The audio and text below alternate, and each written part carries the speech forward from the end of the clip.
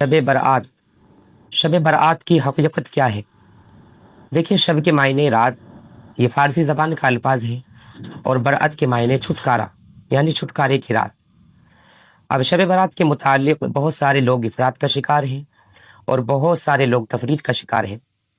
افراد کا شکار، کسی نے اس رات کو بالکل اس کی اہمیت کو گھٹا دیا، اور کسی نے اس رات کو اتنی اہمیت دی کہ آسمان پر پہنچا دیا۔ دیکھ، دونوں بات غلط۔ شب برات کے متعلق ہمیں متعدد احادیث ملتی ہیں، تقریباً 10 یا 12 صحابہ سے شب برات کے متعلق روایت کے منقول ہیں، لیکن محدثین حضرات نے ان تمام روایتوں پر ضعف کا فتویٰ لگایا ہے۔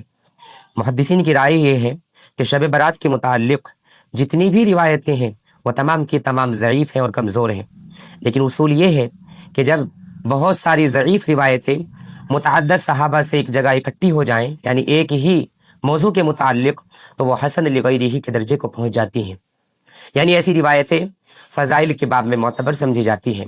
اب اس رات میں کیا کرنا ہے ہمیں؟ اس رات کے متعلق یہ آیا ہے کہ اس رات میں قیام کرنا چاہیے، یعنی نوافل وغیرہ پڑھنے چاہیے، اللہ کی عبادت کرنی چاہیے، قرآن کریم کی تلاوت کرنی چاہیے۔ تو دیکھیے، بالکل کریے، اللہ کی عبادت کریے، نوافل پڑھیے، قرآن کریم کی تلاوت کریے، اپنے مرحومین کے لیے اصال ثواب کریے، لیکن چند چیزوں کا خیال رکھتے ہوئے۔ ایک تو اجتماعیت کے ساتھ نہ ہو۔ ہمارے یہاں محلے کی مساجد میں اس طرح کا یہ رواج چلا رہا ہے کہ نوجوان طبقہ ویسے نماز نہیں پڑھتے، لیکن جیسے شب برات آئے گی مسجدوں کو آباد کر دیتے ہیں۔ اجتماعیت کے ساتھ کوئی بھی عبادت نہ کی جائے۔